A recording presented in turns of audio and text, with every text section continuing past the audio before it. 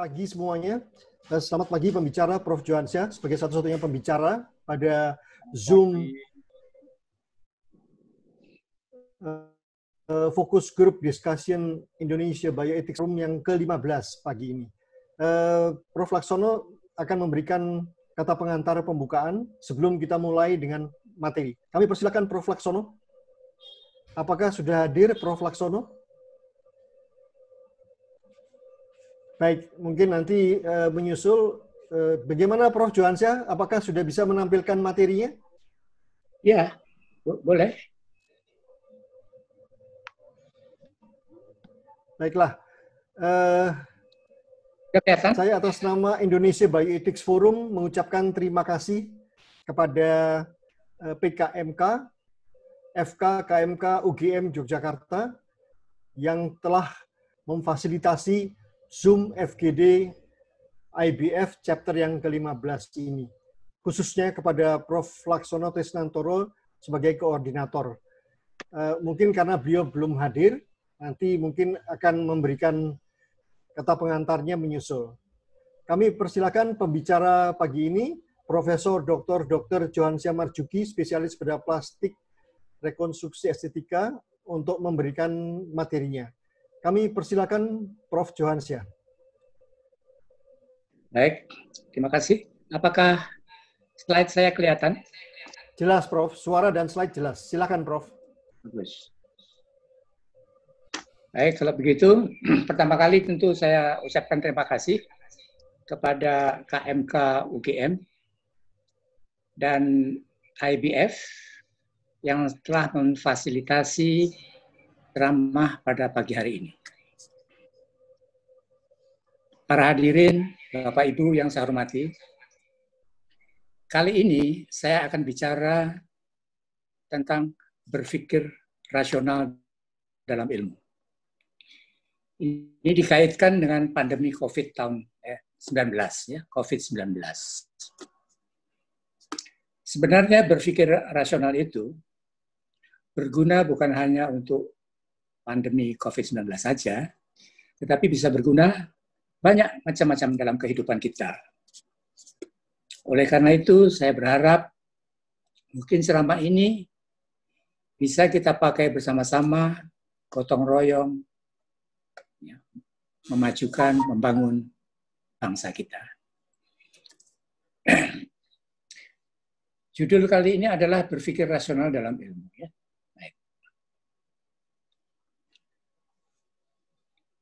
Mengapa begitu banyak orang tidak mengindahkan anjuran pemerintah?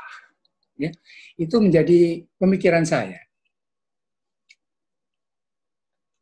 Menurut catatan dari teman-teman di dalam grup, ya, masih banyak terjadi orang-orang yang berkumpul di mana-mana.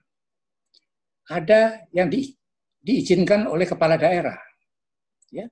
Bupati misalnya, dicatat di situ ada yang di Bengkulu, yang di Aceh, di Bau-Bau, di Goa, dan ada yang maunya sendiri, bukan izin atas izin penguasa, ya. Misalnya di Tulungagung terjadi tahlilan berbanyak-banyak orang sehingga satu kampung itu harus diisolasi. Tapi kejadian seperti ini itu ternyata bukan hanya di kita saja, juga di luar negeri. Ya, saya lihat di video itu di India, di Malaysia, bahkan di Amerika Serikat. Ini menurut saya terkait dengan minimnya pengertian tentang ilmu, ya, dan adanya pola pikir yang tidak sesuai dengan pola pikir rasional atau pola pikir ilmiah.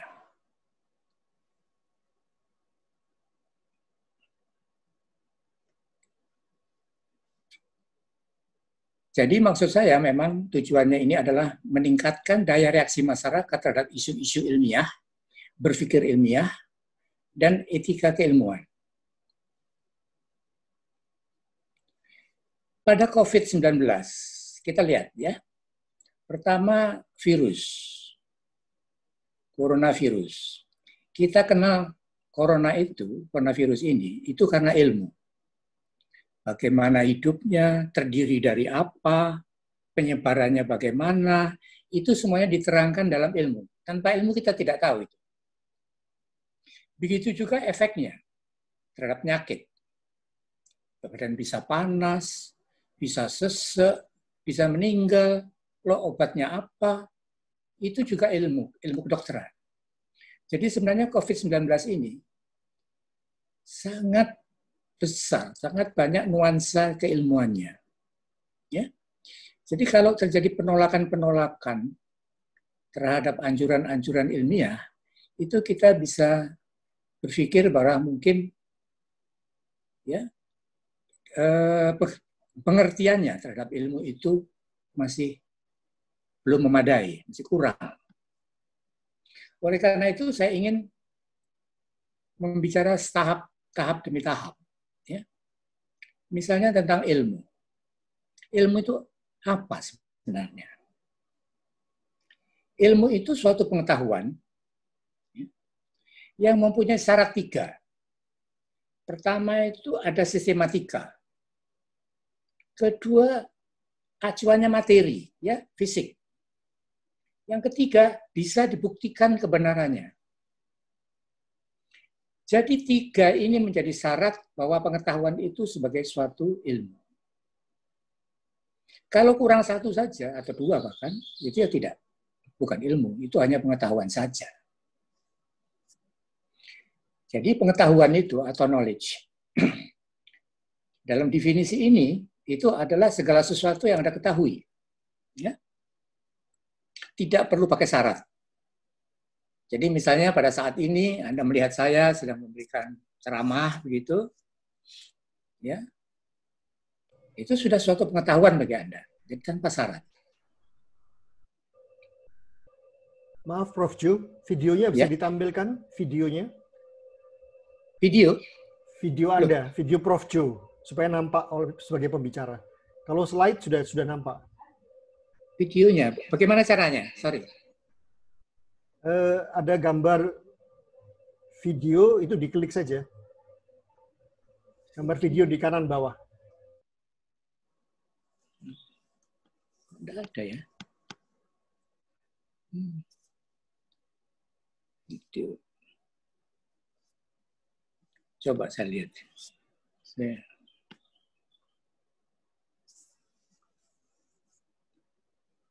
Tidak ada itu. Sorry, kok sebentar ya. Silakan kembalikan lanjut. Lagi. Tidak apa, Prof. Jo, silakan lanjut saja. Tidak apa-apa ya? Tidak apa-apa. Ya. Oke. Anda melihat saya berarti ya. Oke. Jadi tentang ilmu ini saya teruskan ya. Ada 2 macam ilmu. Pembagian saya bagi 2, yaitu natural science, ilmu pasti alam ini, dan yang kedua social science. Yang termasuk ilmu pasti alam ini ilmu fisika, ya, biologi, kimia, astronomi, geologi, matematika. Ini biologi ini saya beri tulisan besar karena saya dokter. Jadi ilmu kedokteran itu termasuk ilmu biologi. Jadi berarti ilmu kedokteran itu adalah ilmu pasti alam, natural science. Social science ini mempelajari tentang perilaku, ya, perilaku manusia. Itu ilmu ekonomi, ilmu psikologi, antropologi, hukum, dan lain-lain. Nah, soal social science ini sebenarnya kurang mempunyai batasan-batasan yang jelas. Ya. Yang kedua, kurang mempunyai kemampuan memprediksi ya secara akurat. Karena itu dia disebut sebagai pseudoscience. Kalau ilmu natural ini, itu hukum-hukum alam yang didapat di dunia ini, itu bisa berlaku seluruh jagat raya. Ya, misalnya hukum Newton. Itu tarik-menarik 2 benda, tergantung pada masanya dan berbanding terbalik dengan kuadrat jaraknya. Itu bisa dipakai untuk mengukur jarak bintang-bintang di langit. Ya, jadi begitu daya prediksinya itu kuat. Nah, sifat ilmu itu nomor satu adalah kebenaran. Ya. Jadi kebenaran ilmiah itu adalah fokus, ya, fokus dari semua kegiatan ilmiah.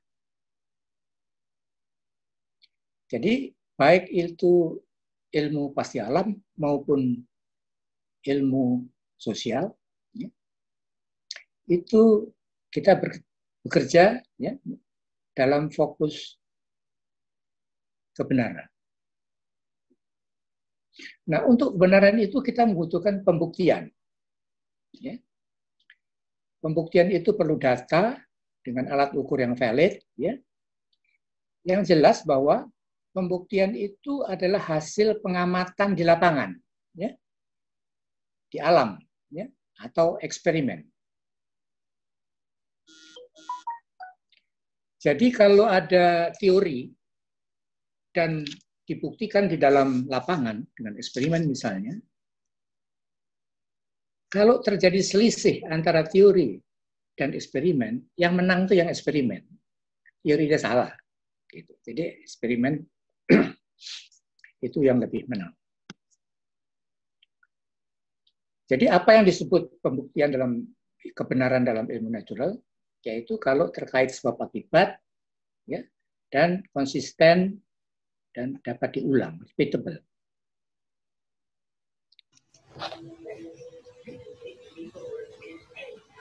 Nah, kebenaran dalam ilmu pasti alam itu sedemikian rupa sampai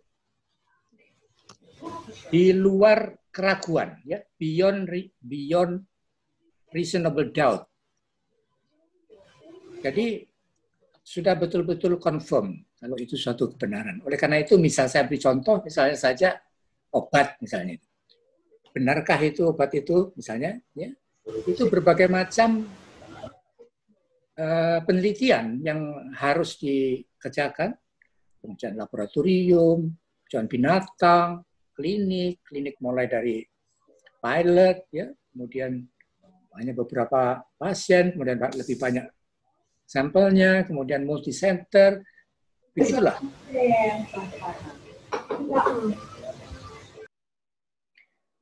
Nah,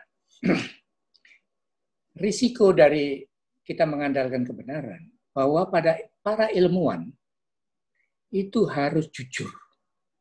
Ya, kejujuran itu menjadi hal yang sangat penting. Kalau sampai merekayasa fakta, ya, fabrikasi, falsifikasi, plagiatisme misalnya, itu sesuatu yang misconduct, ya, yang sangat tercela. Jadi orang-orang yang bekerja di ilmiah, dosen, guru besar yang sampai berbuat seperti itu, dia harus dipecat.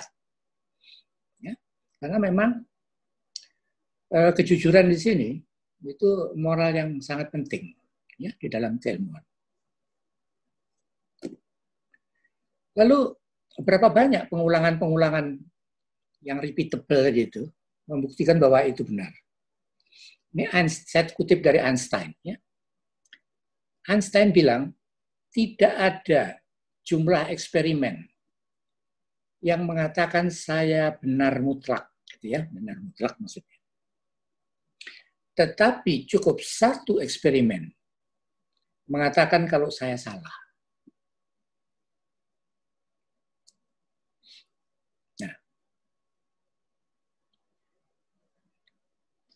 Jadi untuk ini, ya, kita lihat bahwa kebenaran itu tidak mutlak. Lalu ada salah seorang murid saya yang bertanya, ini perlu saya ceritakan ini sederhana tapi cukup menggelitik gitu ya. Kalau benar itu tidak mutlak, apakah salah itu mutlak? Katanya, ya. Pertanyaannya itu satu. Temannya bertanya juga. Kalau dulu bumi itu dibilang datar. Tapi kemudian dikatakan itu salah, yang benar bulat. Apakah suatu saat nanti itu datar lagi yang benar, bukan bulat? Itu pertanyaannya. Jadi ini saya jawab bahwa sekali lagi bahwa pembuktian benar dan salah itu berdasarkan pengamatan di lapangan, ya, berdasarkan eksperimen di lapangan. Jadi kalau apakah itu salah mutlak? Iya, karena itu sudah dibuktikan di dalam eksperimen, dalam pengamatan lapangan bahwa itu memang salah. Tetapi kalau yang tentang bumi datar tadi itu sebenarnya bisa kita lakukan dengan percobaan atau yang sudah terbukti, ya. Kita terbang misalnya dari Singapura ke barat, ya, ke India, ke London, ya. Misalnya ini antar bensin situ, kemudian terbang lagi ke barat terus, ya. Kemudian sampai ke New York kemudian San Francisco, Hawaii, kemudian nanti akan sampai Singapura lewat timur. Tadinya berangkat ke barat sampai timur. Itu kalau nggak bulat, nggak bisa. Dan yang kedua, itu astronaut kita yang pergi ke bulan, ya, Aldrin, nggak salah itu di angkasa luar itu dia motret bumi. Dan memang kelihatan bundar. Dan kelihatan di situ dia motret diarahkan ke Amerika, ya. Jadi benua Amerika itu kelihatan gambarnya. Jadi hal-hal itu yang sudah tidak mungkin terbantahkan, ya, beyond reasonable doubt. Nggak usah lagi mikir bahwa bumi kita ini bisa bakal datar kembali. Tidak mungkin. Nah, sekarang kebenaran dalam ilmu sosial. Kalau kebenaran ilmu sosial itu kesepakatan, ya, kesepakatan. Ya. Jadi pembuktiannya berbeda, bukan yang konsisten dan repeatable. Ya. Dan ilmu sosial ini berlaku lokal. Kalau tadi saya bilang berlaku sampai ke Jagat Raya, ini cuma di wilayah hukum. Misalnya undang-undang, ya, pasal-pasal undang-undang hukum kita. Itu tidak universal, itu hanya berlaku di wilayah hukumnya saja. Jadi alat buktinya juga berbeda. Alat bukti dalam sosial itu kertas, ya. Jadi misalnya surat notaris, ya, surat akta notaris, sertifikat, perjanjian, ijazah. Jadi kalau Anda mengaku sebagai dokter gitu, Anda bisa tunjukkan ijazah. Mengaku tanah itu sebagai milik Anda, tentunya alat buktinya adalah sertifikat misalnya. Dan untuk ilmu sosial ini ada badan, ya, yang bisa mengatakan bahwa yang ini yang benar, yang salah, ya, berdasarkan bukti-bukti yang dipunyai tadi, ya. Lain dengan ilmu natural, pasti alam, itu tidak ada badan yang itu kan, itu peer group dan gitu, ya. Mereka akan mencoba kembali mengulangi, ya, apakah itu repeatable atau tidak, kemudian melihat apakah metode ilmiahnya benar dan segala macam, itu peer group yang akan menentukan. Itu kalau ilmu natural, ya. Nah, mungkin perhadirin sekarang sudah ada kesempatan untuk menanyakan tentang soal ilmiah dan kebenaran itu. Kalau ada yang ingin bertanya. Kami persilakan sejauh ini dari audiens, ada yang ingin bertanya sebelum dilanjutkan lagi. Prof. Johansyah, tolong video wajahnya ditampakkan, Prof. Kiri bawah, di kiri bawah itu ada gambar video, itu tolong diklik. Mungkin masih muted. Di kiri bawah, Prof. Supaya wajah Prof. Johansyah bisa nampak. Oh, nggak ada ya? Mungkin. Di kiri bawah gambar video, Prof. Silakan kalau ada pertanyaan, silakan. Sebelum dilanjutkan.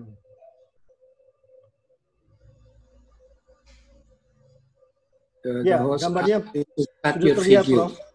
Oke. Gambar Prof. Johansyah sudah kelihatan. Sudah kelihatan? Ya, sudah. Cuma slide-nya belum nampak. Saya kembalikan. Saya Ya, kembalikan. videonya, oh ini tidak bisa dengan video dan slide. Oh, ini Ada pertanyaan? Kalau mungkin belum ada pertanyaan, Prof, silakan dilanjutkan, Prof. lanjutkan ya. Oke. Ya, silakan, Prof. Ini saya tulis pernyataannya Einstein ini ya. Dia bilang bahwa bertanya itu lebih penting daripada menjawab. Question ya is more important than answer. Katanya itu kalau kita itu menjawab, jawaban itu sudah ada di alam ini sudah ada. Tinggal kita mau tanya apa. Jadi kalau pertanyaan Anda itu kecil, mungkin ada jawaban kecil. Kalau pertanyaan Anda besar, Anda dapat jawaban yang besar. Jadi karena itu dia bilang bahwa pertanyaan itu lebih penting daripada jawaban. Ya, karena itu saya tulis di sini. Baik, saya teruskan ya. Nah, sekarang tentang berpikir rasional itu ya. Ini itu tergolong dalam pola pikir atau way of thinking atau mindset ya. Apa itu? Itu adalah cara yang ditempuh untuk menghasilkan pendapat. Ya, way of thinking. Saya mencatat di sini ada 4 ya, pola pikir. Pola pikir rasional ini tentang benar salah, valid invalid. Kedua, pola pikir emosional. Ini tentang suka tidak suka, nanti akan dijabarkan ya. Sepintas saja. Pola pikir spiritual, ini tentang wawasan. Pola pikir common sense, ini karena pengalaman, jadi punya pendapat berdasarkan pengalaman. Jadi sebenarnya seseorang itu bisa memakai semuanya ini, pola pikir ini. Tergantung membicarakan apa dan gimana. Ya. Jadi tidak perlu harus terpaku dengan satu saja. Mungkin akan susah hidupnya nanti itu. Ya, kita bisa memakainya semuanya. Nah, satu persatu kita jabarkan.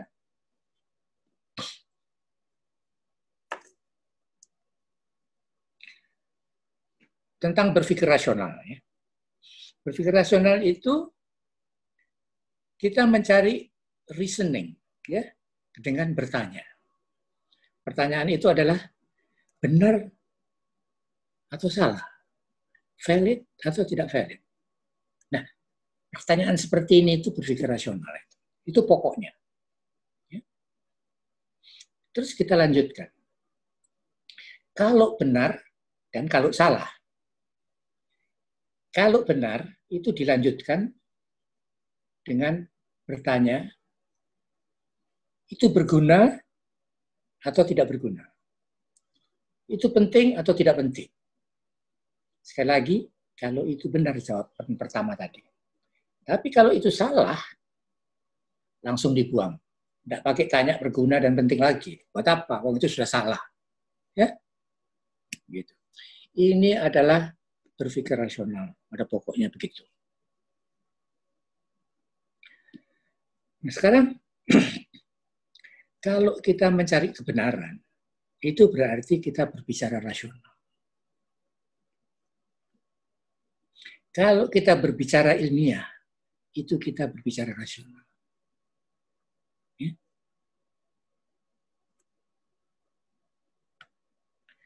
Jadi benar itu terbukti benar.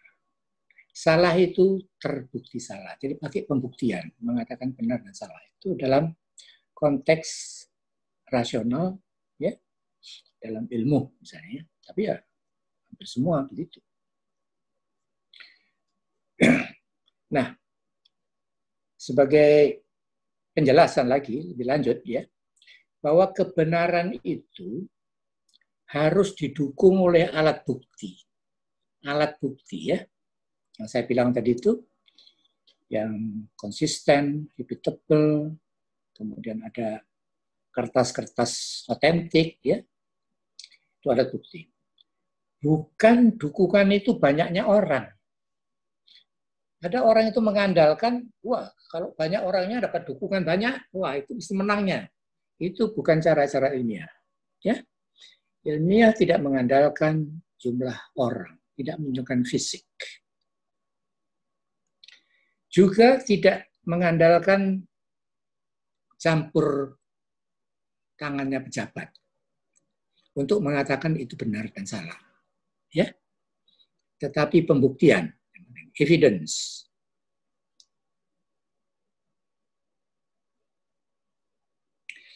Nah ini demo dengan banyak orang untuk memaksakan kehendak itu bukan pekerjaan ilmiah. Bukan pekerjaan ilmiah. Jadi kepada para sarjana dan mahasiswa-mahasiswa, ya,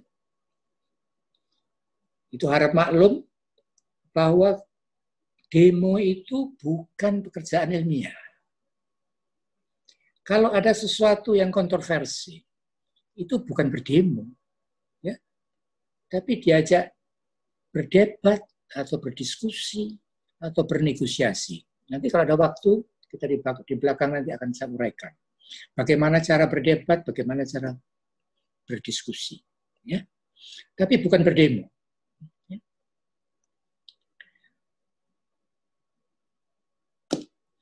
Terus pemakaian pola pikir rasional. Biasanya ini dipakai untuk yang menggeluti ilmu. Ya. Yang kedua, itu tentang masalah kepentingan umum. Ya. Karena banyak kepentingan umum itu macam-macam ragam manusianya di dalam publik itu. Maka kalau itu kita pakai rasional, umumnya bisa diterima karena ada bukti. Ya, itu untuk menghilangkan kontroversi. Yang ketiga, pikir rasional itu untuk maju. Ya, untuk hidup modern. Karena itu tadi pada pembukaan saya sampaikan, ya, mari kita bersama-sama, ya, memajukan bangsa ini dengan menambah pengertian tentang apa itu ilmu dan apa itu ilmiah, berbicara rasional. Ya, itu ada kaitannya untuk memajukan bangsa.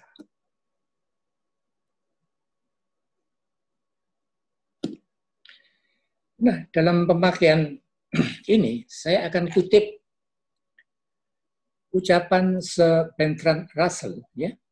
Dia seorang ahli matematika dari Inggris dan seorang filosof yang sudah lama ini, ya, sudah tiada.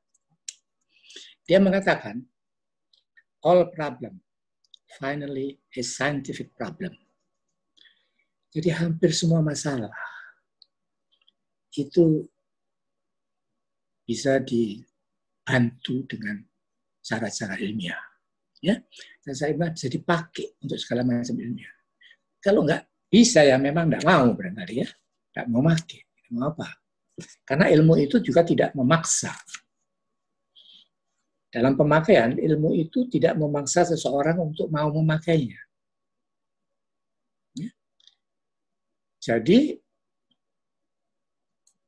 kalau nggak mau pakai, ya paling-paling ya ketinggalan, ya, bodoh sendiri gitu kasarnya.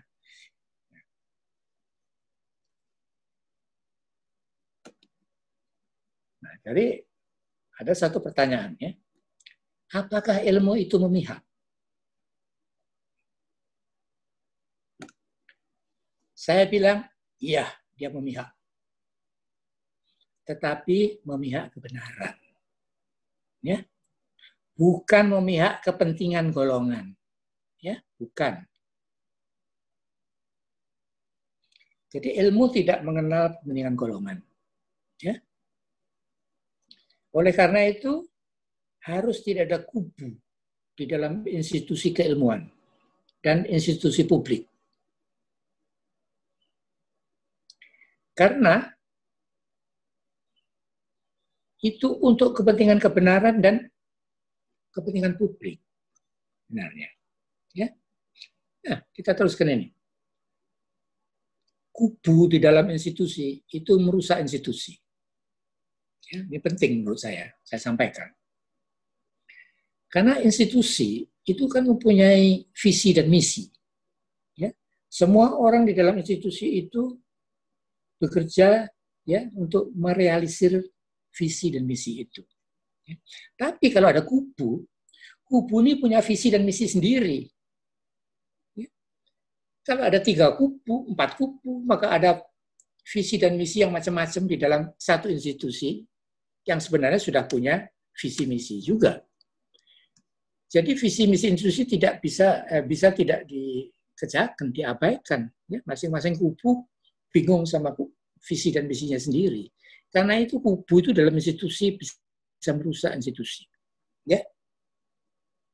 Jadi kalau universitas gitu misalnya, itu nanti bisa nggak maju universitasnya. Ya. Karena ada kubu-kubu di dalamnya, nanti itu bukan yang pinter, yang mampu. Ya. Yang pandai, yang disuruh mimpin, tetapi hanya teman-temannya dan lain-lain yang keputusan-keputusan itu yang tidak ilmiah hanya karena kepentingan kubu. Jadi itulah yang saya maksud bahwa membicarakan kubu dalam institusi itu penting.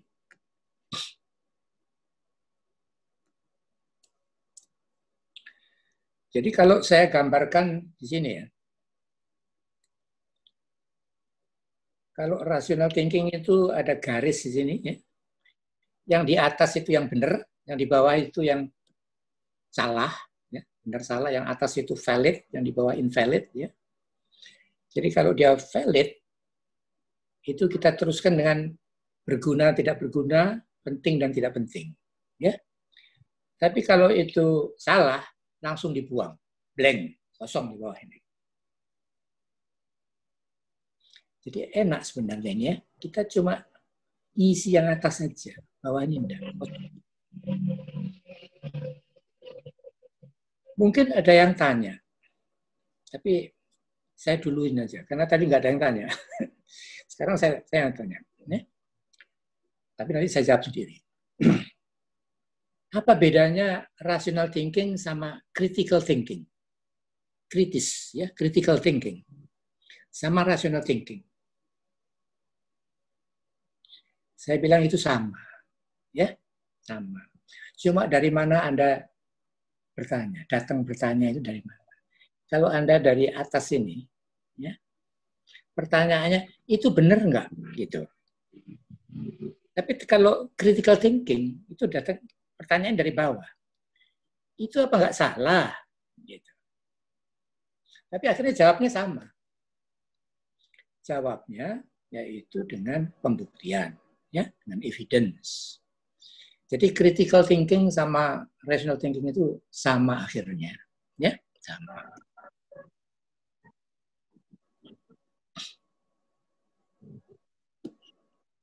Nah, menyampaikan pendapat yang rasional, ya, itu harus jelas batasannya, ya. Relevan dan plain. Plain itu tidak lebih-lebihkan, apa adanya aja, ya. Tidak harus sopan santun, hormat, unggah-ungguh. Tidak perlu, harus cukup plain saja. Tetapi juga tidak kurang ajar, misalnya. Tidak kasar, tidak tidak bernada menghina, segala macam itu, ya.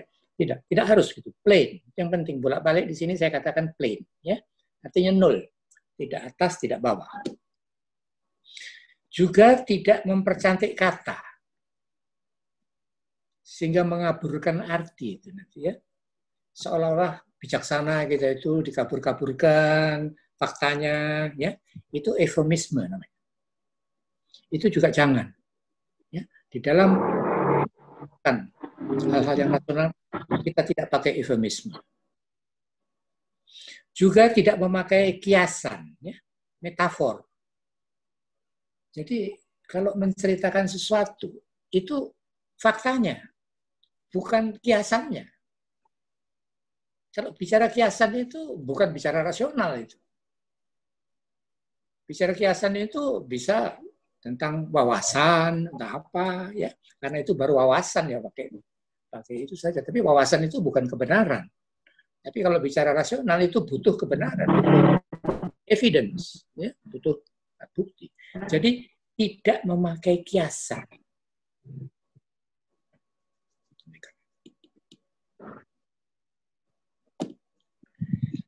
Lalu pertanyaan berikutnya, dari mana mendapatkan pola pikir rasional itu? Saya bilang itu pakai belajar. Ya. Diajarkan di sekolah. Dilatih. Ya. Sehingga menjadi pola pikir yang dominan. Jadi, karena apa? Karena pola pikir rasional ini tidak dibawa sejak lahir. Enggak. Ya. Dia belajar. Hitung itu 5, itu udah ngertinya itu bisanya itu kalau sekolah. Ya, dari lahir enggak bisa. Anak bayi-bayi dari lahir enggak bisa. Tapi kalau suruh seneng, nangis, itu bayi bisa. Dibawa dari lahir. Ya. Itu bukan pikir rasional, ketawa nangis itu ya. Nah, saya mempunyai kesan ya, bahwa masih banyak pemimpin-pemimpin kita itu yang berpikirnya itu tidak rasional. Ya. Jadi masih rendah kemampuannya untuk berpikir rasional. Saya ambil contoh ya. Ambil contoh, misalnya saja ada tokoh nasional yang mengatakan bahwa perempuan itu berenang di kolam renang, kalau ada laki-laki nanti mungkin dia bisa hamil. Ya. Karena spermanya itu bisa masuk dan menjadikan dia hamil. Ini tidak berdasarkan ya, ilmiah mana, tidak ada yang begitu. Itu menunjukkan bahwa kemampuan berpikir ilmiahnya itu rendah. Masih ada lagi mengatakan kalau untuk memajukan perekonomian Indonesia ini, yang kaya kawin sama miskin, yang miskin cari yang kaya. Ini juga nggak ada ilmu ekonomi yang mengatakan begini. Nah, inilah tokoh-tokoh masyarakat. Masih banyak yang tidak bisa berpikir rasional. Jadi kita maklum bahwa masyarakat yang tidak begitu terpelajar, ya apalagi, ya seperti yang saya sampaikan di permulaan tadi, akan semakin banyak juga. Ini mengapa bisa sampai gini pemimpin kita begini? Ini oleh karena sistem yang selama ini kita anut, ya, tidak mengandalkan pola pikir rasional di sekolah. Ya, sehingga berpikir rasional itu di negara ini masih sedikit, ya, sedikit.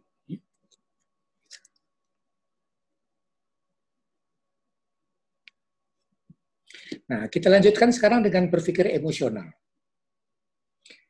Berpikir emosional itu pendapatnya keluar dari rasa suka tidak suka, tersinggung, malu, kecewa, benci, ya banyak-banyak ini ya. Senang, bahagia,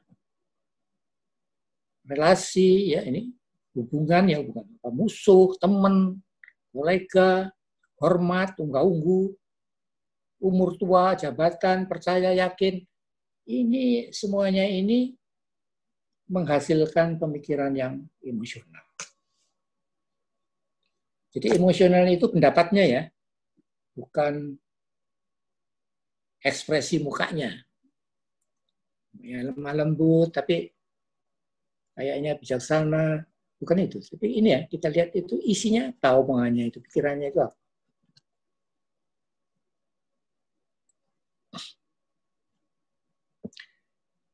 Jadi berpikir emosional ini juga perlu, ya. Tapi perlunya lebih banyak untuk masalah pribadi, ya, masalah pribadi atau kelompok. Dan tentunya dilakukan di ranah pribadi. Jadi kalau di ranah pribadi tidak masalah. Misalnya, I love you, misalnya begitu ya. Itu kan emosional. Nah itu cukup di ranah pribadi. Itu hal-hal pribadi. Ya.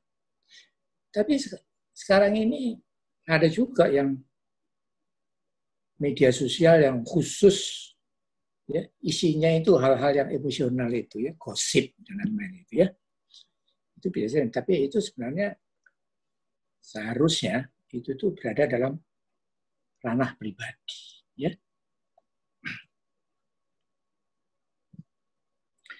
Nah, ini ada kaitannya dengan profesionalisme sebenarnya, ya. Kalau kita bicara ilmiah, itu juga bicara profesional, ya, profesionalisme.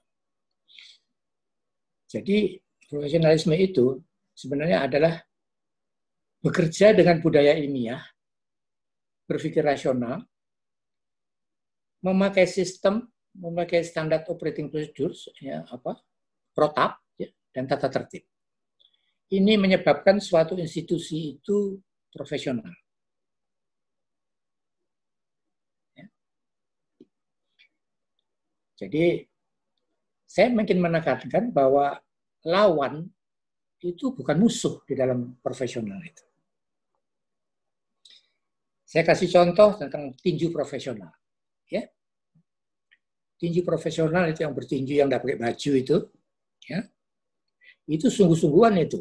Sampai luka-luka, berdarah-darah, bisa sampai gegar otak, ya, jatuh, knock out. Ya. Tapi itu lawan. Itu bukan musuh. Ya. Lawan, bukan musuh. Jadi sesudah selesai pertandingan, mereka rangkulan, dia berteman, bersahabat, dianggap itu partner. Karena kalau nggak ada dia, nggak bisa main, dia nggak dapat uang. Ya, dia bermain itu karena profesinya, ya, sebagai petinju. Seharusnya begitu. Ya, tidak ada musuh dalam profesional. Nah ini saya menyinggung soal politik gitu, ya. Politik itu juga ada lawan politik. Nah, dalam hal lawan politik itu yang diadu adalah programnya mestinya, ya. Bukan adu caci maki. Ini masalahnya. Kalau jadi yang diadu itu caci maki, ya tidak profesional itu nanti. Ya. Misalnya saja sampai ini saya dengar itu, ya, sampai kuping saya sukar menerimanya itu, ya. Jadi yang satu bilang kadrun, kadal gurun, apa gitu, ya. Yang satunya bilang cebong dan lain-lain. Ini dibicarakan dalam rangka politik. Politik itu sebenarnya kan untuk bangsa dan negara, untuk ngatur bangsa dan negara. Jadi mestinya ya yang profesional. Kalau caci maki seperti ini, itu tidak profesional menurut saya. Ya mudah-mudahan itu bisa selesai, ya. Kalau mereka itu lebih mengerti, mungkin tidak lagi pakai begitu-begituan. Tapi tunjukkan program yang baik untuk bangsa ini. Itu politik yang profesional.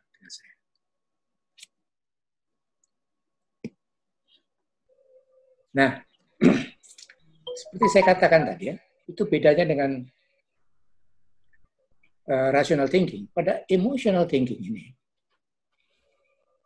itu yang positif side, ya, yang bagian positif yang atas ini yang negatif, ya. Di sini itu yang bagus-bagus. Suka, cinta, sahabat. Yang di bawah ini nggak suka, ya, benci, musuhan. Jadi dua bagian ini yang ke atas maupun yang ke bawah ini rame, ya, rame. Kalau tadi itu rational thinking itu cuma yang atas yang bersih, bawahnya kosong. Di sini rame. Jadi budi pekerti yang diajarkan di sekolah mestinya, ya, itu mengajak mereka-mereka yang berpikir di bawah ini menuju ke arah yang atas ini. Ya, menjadi orang baik, menjadi orang yang ini saya kira. Dalam usaha itu mungkin slogan ini bisa dipakai. Ya. Berikan rasa empati, saling menghargai, gotong royong, itu bisa membawa mereka-mereka yang di bawah ini menuju ke arah atas. Ya. Ini suatu upaya budi pekerti.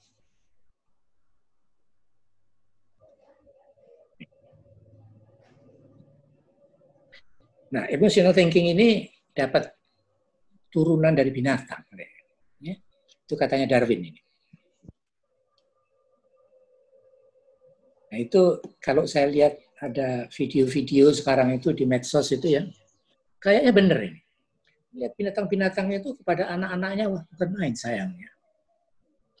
Bahkan bukan anaknya sendiri, anaknya spesies lain, singa dengan anaknya rusa yang seharusnya rusa itu dimakan sama dia, tapi anaknya enggak, disayang-sayang. Jadi banyak menyayangi anak-anak itu juga dominan di dunia binatang. Ya. Dan kita tahu seperti cerita saya tadi, anak-anak bayi itu begitu lahir itu sudah punya emotional thinking. Ya. Kalau dia nggak suka, dia nangis. Kalau dia suka, dia ketawa. Ya. Nah,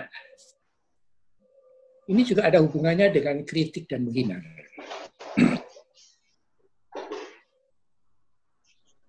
Kritik itu rasional, ditujukan kepada pendapat dan kinerja. Ya.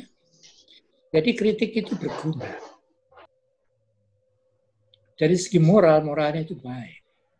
Itu kritik. Ya. Tapi kalau menghina, itu emosional. Emosional. Itu ditujukan untuk identitas orangnya. Identitas orangnya, bukan pendapat dan kinerja. Ya. Ini tidak ada gunanya ini, malah membuat ribut ini, ya, menghina. Jadi moralnya itu diragukan atau jelek. Ya. Nah, saya lihat bahwa banyak tokoh-tokoh kita itu yang tidak bisa membedakan kritik dan menghina. Sangat disayangkan. Ya. Jadi seolah-olah penghina itu bisa diterus-teruskan karena itu dianggap kritik. Enggak. Kritik yang berguna, menghina ini tidak berguna. Jadi para tokoh-tokoh masyarakat, ya, para pejabat-pejabat, itu masih mencampur adukkan ini. Tidak bisa. Sangat disayangkan. Ya. Ini akibatnya bisa mengganggu suasana publik. Kalau menghina itu diterus-teruskan. Ya. Saya sangat menganjurkan untuk kita tidak pakai menghina. Ya. Tapi kritik yang kita haruskan. Ya. Untuk memperbaiki. Berguna. Nah, saya teruskan.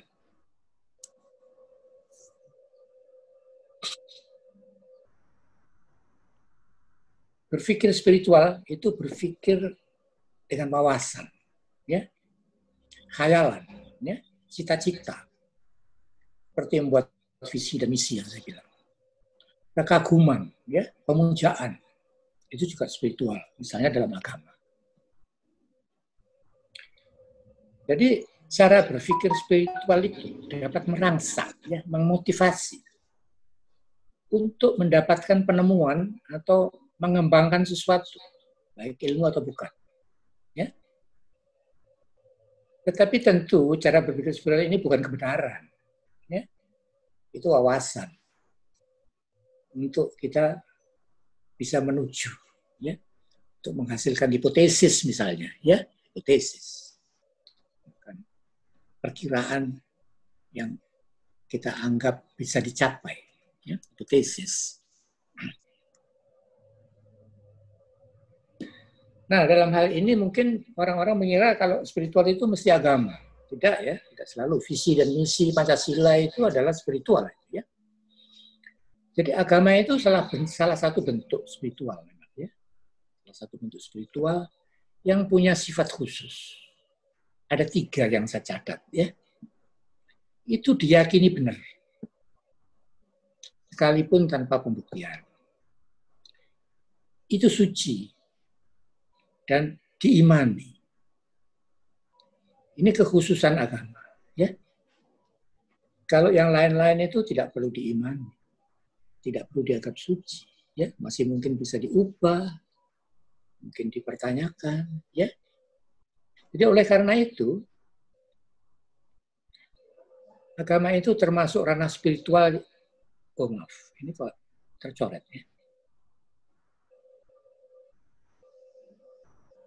Jadi ranah spiritual itu termasuk spiritual yang tertutup, ya,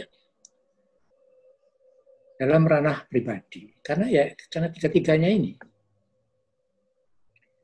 spiritual yang lain yang saya katakan tadi ya, sebagai motivator umum berada dalam ranah spiritual yang terbuka, ya, dan publik. Itu bedanya. Nah, jadi di sini. Kalau ini garis yang saya buat, yang di atas itu spiritual yang luas, ya. Ini yang spiritual yang sempit.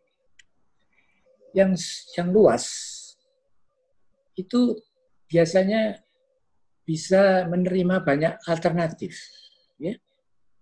Pilihan. Apa ini, tidak itu, tidak itu. Ya, karena luas, ya. Berpikir luas, berpikir jauh, gitu ya. Bisa dikombinasi dengan pikiran-pikiran yang rasional maupun yang emosional. Tapi kalau itu sempit, ada fanatisme misalnya, ya tidak ada alternatif, ya cuma ini. Yang benar ya ini, ya ini. Ya.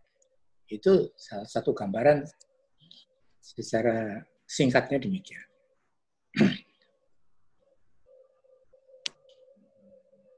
Nah, kalau saya lihat,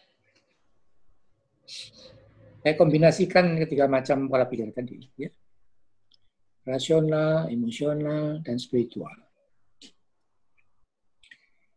Jadi, yang atas, ya, itu yang positif atau yang luas untuk spiritual. Ya.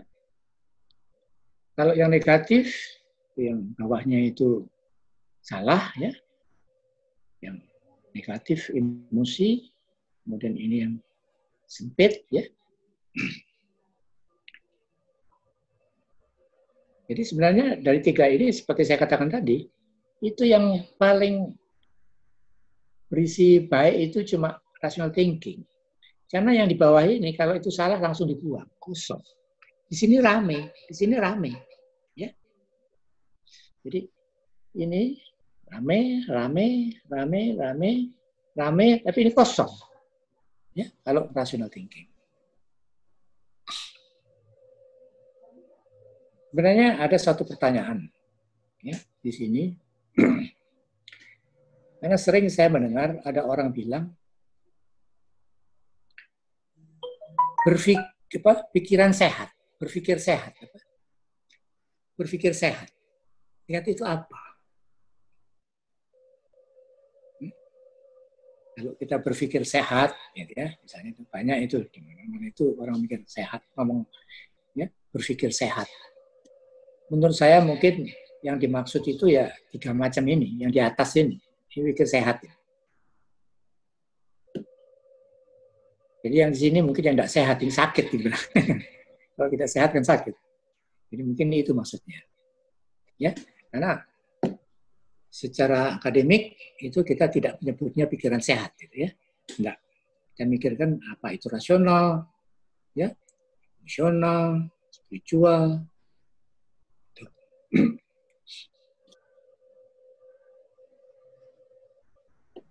Saya teruskan tentang common sense.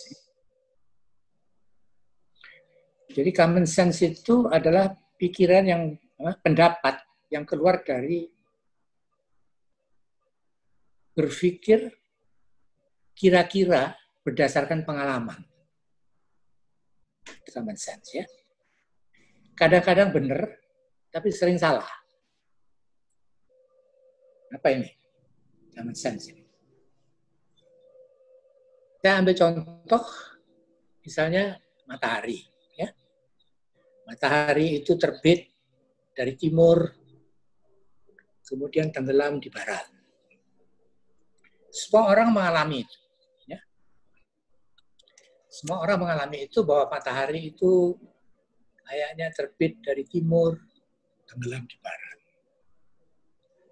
Tetap setelah ada penemuan-penemuan ilmiah yang lebih lanjut, ya, itu dulu. Itu ternyata salah. Ya. Matahari itu relatif terhadap bumi kita itu tidak bergerak, diam. Tidak terbit dan tidak tenggelam. Jadi timbulnya siang dan malam itu oleh karena rotasi bumi kita itu muter. Kalau sedang muter menghadap matahari, itu siang.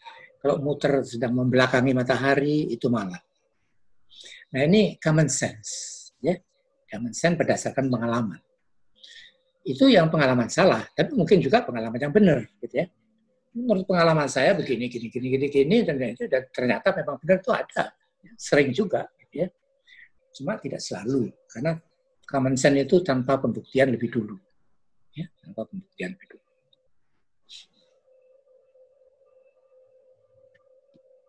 Nah, pola pikir mungkin sudah saya sampaikan secara lebih terjabar, ya. Maka mungkin barangkali ada para pemirsa yang ingin bertanya. Saya persilahkan. Silakan untuk para peserta, kalau ada yang mau bertanya langsung, kami persilahkan. Sambil menunggu pertanyaan langsung, ini sudah ada pertanyaan Prof dari chat. Iya. Jadi mungkin nanti bergantian sambil menunggu pertanyaan. Yang pertama, pertanyaan yang pertama adalah dari Pak Moses ya. Pak Moses ini menanyakan apakah kebenaran itu single atau plural? Itu yang pertama. Kemudian yang kedua adalah mungkin itu dulu Prof, dijawab Prof. Silakan. Oke. Prof. Jadi nanti berikutnya saya yang tanya sesudah ini. Oh iya, silakan. Ya. Silakan dijawab dulu Prof yang untuk Pak Moses tadi, kebenaran itu single atau plural? Jadi kebenaran itu sebenarnya jalannya yang plural. Kebenarannya satu. Jadi misal itu yang kita dengar yang biasa tapi benar itu. Banyak jalan ke Roma. Jadi ke Romanya itu benar. Ya, itu sebagai tujuannya. Ya. Tapi jalannya menuju Roma itu bisa macam-macam. Bisa naik kapal terbang, bisa naik kapal laut, bisa sepedaan, misalnya ya. Dan itu juga terjadi di alam. Jadi sebuah protein, ya, sebuah asam amino, itu bisa dibentuk dari kombinasi 3 kodon. Tapi ada satu set kodon, tiga macam kodon, bisa menghasilkan asam amino A misalnya. Tapi ada satu set lagi, 3 kodon, juga menghasilkan A. Jadi jalannya itu yang plural. Tapi untuk menuju kebenaran yang sama. Jadi baik, jadi kebenaran adalah single ya, Prof. Tapi jalan menuju itu adalah plural. Ini sebelum pertanyaan langsung ada satu lagi dari Pak Adri menanyakan bahwa kalau di kubu internal tetapi tetap dalam beda pendapat itu bagaimana? Jadi dalam internal suatu kelompok itu ada beda pendapat. Mohon dijelaskan. Silakan, ya. Prof. Jadi pendapat itu memang harus diadu.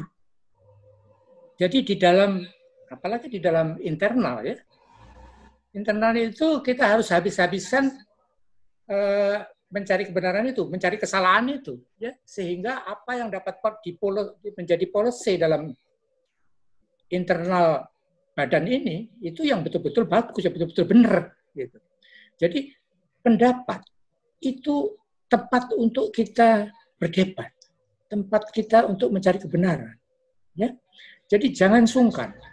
Ini juga saya nasihati kepada mereka yang diundang dalam suatu forum. Ya kalau diundang ya, maka mereka-mereka ini sebenarnya punya hak untuk berpendapat.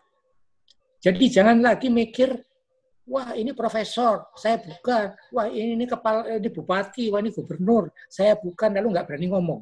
Salah. Yang kita bicarakan di dalam forum itu adalah materi, bukan gubernurnya, bukan profesornya. Jadi kita pendapat apa tentang materi ini yang jadi masalah. Jadi harus kita lakukan. Jangan takut, jangan malu. Jadi tentang pendapat itu kita berikan sesuatu yang paling baik menurut kita. Itu. Baik, terima kasih, Prof. Ada yang mau bertanya langsung tadi? Silakan. Siapa yang akan bertanya langsung? Samsu. Oh, Prof Samsu. Prof Samsu, Hidayat, silakan. Selamat pagi, ya. Prof. Terima kasih.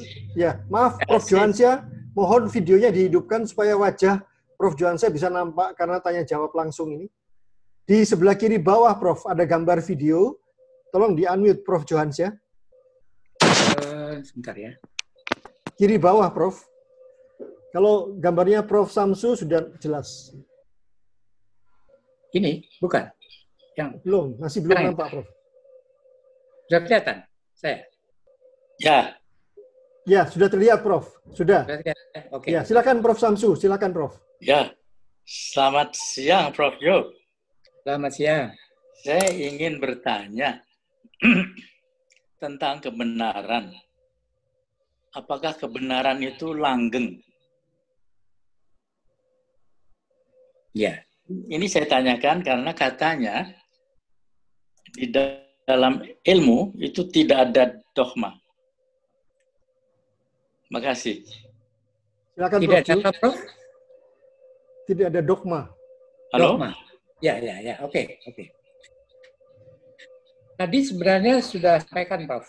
Itu ada bahwa kebenaran itu tidak mutlak. Jadi berarti tidak langgeng.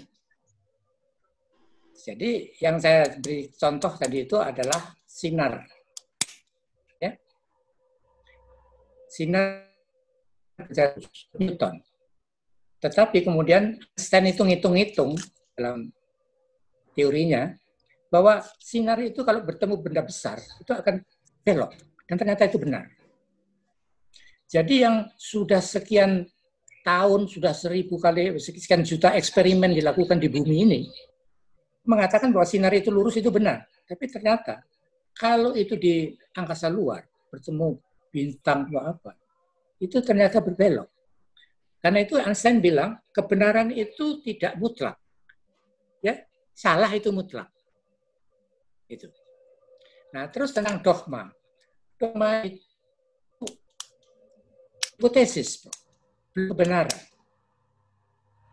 Jadi ada bukti. Kebenaran itu harus dengan pembuktian, dengan evidence. Jadi dogma itu termasuk hipotesis yang belum dibuktikan atau tidak mungkin dibuktikan. Itu saya kira. Ya, terima kasih Prof Jo. Ini sebelum menunggu pertanyaan berikutnya, ada pertanyaan tertulis dari Ibu Rubiriana ya. Ilmu itu memihak kebenaran, namun saat ini banyak kebenaran terselimuti hoax yang begitu masif sehingga tampak abu-abu. Bagaimana mengabaikan kubu yang terlanjur terbentuk akibat keberpihakan pada kebenaran yang abu-abu tersebut agar bisa tetap bekerja secara profesional. Mohon penjelasan. Silakan, Prof Jo. Ya, mungkin kebenaran abu-abu itu adalah kebenaran yang bukan hasil penelitian barangkali, ya. Jadi sering yang kita bicara ini itu hubungan dengan testimoni, ya. Cuma ada 1-2 orang yang sembuh dengan obatnya, misalnya saja itu mengatakan, wah, saya punya obat yang bisa menyembuhkan dan lain-lain. Bukan hasil penelitian. Karena kalau hasil penelitian itu lebih bisa dipercaya karena ada proposal, ada metode ilmiah yang baku, akan ditanya di situ itu, ya variabelnya apa, kemudian sampelnya berapa besar, apakah itu sudah dibuktikan dengan statistik, ya, apa itu valid dan tidak valid. Jadi, mungkin di abu-abu tadi itu memang bukan hasil penelitian, memang belum benar. Jadi kalau ingin tahu bahwa itu penelitian, itu tanya, apakah itu hasil penelitian? Dan penelitiannya itu siapa yang melakukan dan bagaimana? Nah, itu kalau memang lebih tahu betul ya, sampai melihat bagaimana penelitian itu dilakukan, ya, dari proposalnya sampai timbul hasilnya. Nah, biasanya kalau majalah-majalah ilmiah yang besar, itu mereka punya tim untuk men-screen, ya, melakukan screening terhadap hal-hal yang ilmu abal-abal itu tadi dengan ilmu yang sudah yang memenuhi cara-cara ilmiah, ya, cara metode ilmiah yang benar. Ya, terima kasih Prof. Ju. Apakah ada yang mau bertanya langsung lagi? Saya ingin bertanya, tetapi mungkin tidak sekarang, atau boleh sekarang? Sekarang aja tidak apa, Prof. Silakan, Prof. Sekarang? Ya, silakan, Prof. Tentang kebenaran yang ilmiah. Itu orang mencari kebenaran ilmiah itu ada batasnya apa tidak? Maksud saya begini,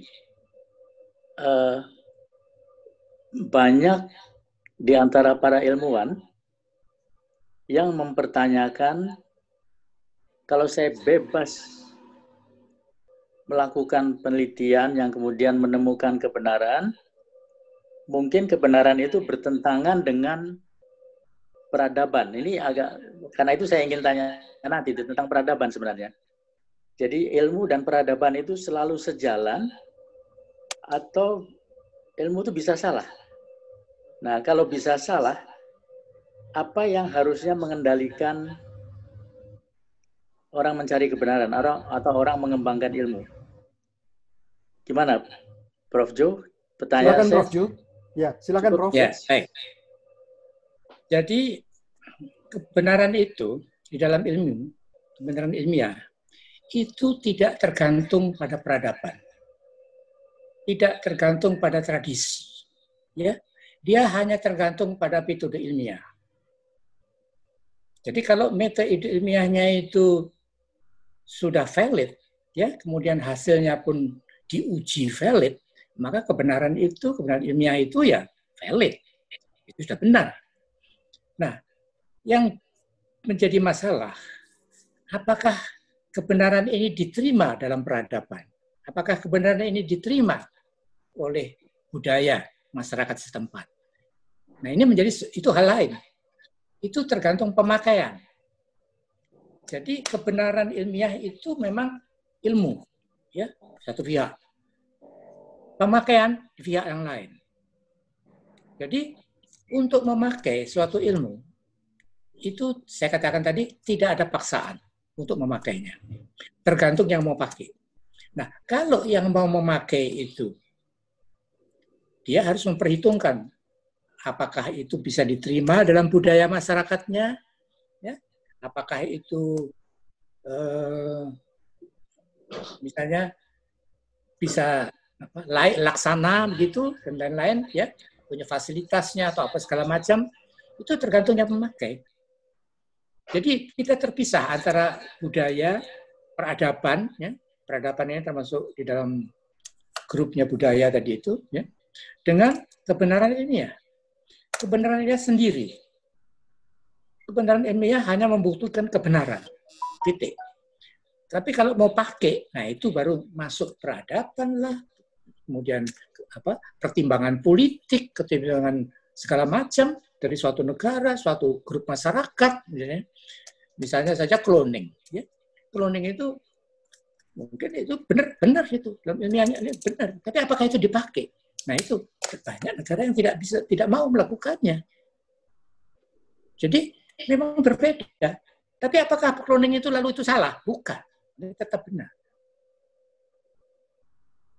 Baik, terima kasih Prof. Jo. Ya. Saya lanjutkan dulu dengan pertanyaan tertulis sebelum nanti kalau ada pertanyaan langsung lagi. Ini dari Ibu Evelyn Komaratih bertanya sebagai berikut. Bagaimana cara mengatasi kubu dalam institusi? Karena itu hampir pasti selalu ada kubu dalam institusi. Terima kasih penjelasannya. Silakan Prof. Jo. Jadi menurut saya, ya, institusi yang ada kubu-kubunya itu karena tidak berbudaya ilmiah. Jadi kalau kita berbudaya ilmiah, ya, kita mengutamakan kebenaran. Kebenaran itu, ya, itu dipakai semua pihak. Kubu itu dipakai untuk satu kepentingan, kubu kepentingan. Jadi kalau itu banyak kubunya, itu semakin ketara kalau di situ itu semakin tidak budaya ilmiah, tidak punya budaya ilmiah. Jadi memang saya sangat menganjurkan, ya, tiap-tiap perguruan tinggi, ya, bahkan mungkin bisa lebih dini dalam sekolah dan segala macam itu, kita mulai galakkan budaya ilmiah itu, ya, sehingga tidak menganggap adanya kubu, adanya poros, ya, segala macam itu di dalam suatu institusi. Karena kurangnya berbudaya ilmiah, memakai pola pikir rasional, ya, di dalam suatu institusi tersebut. Itu menurut pikiran saya. Gitu. Terima kasih Prof. Ju. Apakah ada yang mau mengajukan pertanyaan langsung? Baik, kalau belum ada, saya lanjutkan dengan pertanyaan tertulis. Saya boleh bertanya? Oh ya, silakan. Bertanya? Silakan bertanya langsung. Silakan. Ya. Silakan Bu Najat dulu. Ya, terima kasih Prof. Jo. Saya Regina dari FKG UGM. Ya, Bu. Ya, tertarik tadi Prof. Ketika bicara tentang budaya ilmiah. Saya ingat saya pernah membaca bukunya Prof. Jo tentang budaya ilmiah ini sekian puluh tahun. Mungkin sudah 20 tahun ada ya buku itu terbit ya, Prof. Jo. Nah, ya. Nah, menurut saya dari hasil yang saya dengar tadi, mau tidak mau ketika kita berbicara tentang budaya ilmiah, memang ada yang perlu dikembangkan budaya ilmiah ini dalam kehidupan ilmiah kita di perguruan tinggi. Dan itu kalau tidak keliru, saya mengambil intisarinya, antara lain juga budaya untuk meragukan sesuatu yang tidak dapat diinderanya misalnya, atau juga budaya keterbukaan, dan juga misalnya tadi budaya kejujuran, bahkan budaya keberanian, itu memang harus berani kita ungkapkan. Juga budaya berpikir dan berbicara secara relevan, ataupun ini, Prof. Jo, budaya universalisme ilmu. Nah, menurut Prof. Jo, dalam kondisi seperti sekarang ini, baik kondisi politik, kondisi situasi negara, dan sekarang ini kita menghadapi COVID. Bagaimana menurut Prof. Jo, budaya ilmiah apa yang perlu kita kembangkan saat ini, melihat situasi sekarang ini? Demikian Prof. Jo, matur nuwun atas kesempatannya. Silakan Prof. Jo. Baik. Terima kasih Ibu Profesor Regina. Menurut saya, ya, memang budaya ilmiah itu kita masih sangat rendah, ya, karena memang harusnya itu budaya ilmiah itu diberikan lewat pelajaran di sekolah. Kita sudah berpuluh-puluh tahun, kayaknya kita tidak terlalu tertarik, ya, untuk mengajari budaya ilmiah itu di sekolahan. Jadi sehingga ya hasilnya ya seperti sekarang, banyak kejadian-kejadian yang sebenarnya bertentangan dengan cara-cara ilmiah, ya, dengan pola pikir ilmiah. Pola pikir ilmiah itu adalah pola pikir rasional. Jadi itu dasar daripada budaya ilmiah. Sebenarnya budaya ilmiah itu memang terutama saya inginkan untuk diajarkan di perguruan tinggi. Tetapi sebenarnya pola pikir rasionalnya itu sudah bisa kita ajarkan sejak taman kanak-kanak misalnya. Saya ambil contoh. Ada 2 orang dari taman kanak-kanak ditanya sama ibunya. Sama ibu guru maksudnya, yang tanya ibu guru. Pada anak pertama si A ditanya, "Kenapa kamu saben pagi kok minum susu?" Dijawab dia, "Iya, kalau saya nggak minum susu nanti dimarahi mama." Itu si A bilang. Terus ditanya kepada si B dengan pertanyaan yang sama, "Kenapa kamu kok saben pagi minum susu?" Dijawab, "Katanya mama, kalau saya minum susu, saya akan cepat besar dan cepat pandai. Nah, ini dua macam jawaban menggambarkan bagaimana pola pikir yang diajarkan kepada anak ini. Yang pertama itu cuma nurut, takut. Ya, dimarahi mama. Yang kedua, itu ada relevansinya. Ya, walaupun mungkin tidak benar 100%, tapi setidaknya dia diajak berpikir secara rasional, ya, ada relevan terhadap kejadian yang disampaikan. Saya kalau minum susu, katanya mama, akan lebih besar. Seperti ini. Itu anak-anak taman kanak-kanak. Jadi sebenarnya pola pikir rasional itu sudah harus kita garap. Ya, mulai taman kanak-kanak, SD, SMP, SMA, mungkin budaya ilmiah yang terpapar yang besar, itu kita ajarkan di perguruan tinggi. Itu yang saya maksud. Jadi, budaya ilmiah ya budaya ilmiah. Jadi tidak ada bagian-bagian tertentu barangkali ya cuma caranya saja yang berbeda-beda menurut tingkat pendidikan seseorang, ya.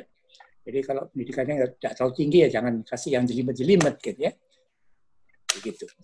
Itu begitu. Baik. Ibu Ina, ya. Terima kasih Prof. Jo. Sebelum lanjut ke pertanyaan langsung, ada pertanyaan tertulis ini untuk Prof. Jo dari saudara Jimmy Taruna.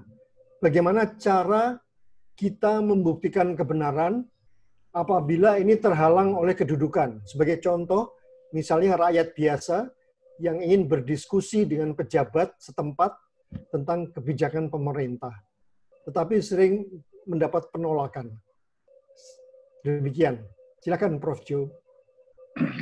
Jadi orang ini mau berdiskusi dengan pejabat tapi ditolak, gitu kan? Ya. Yeah.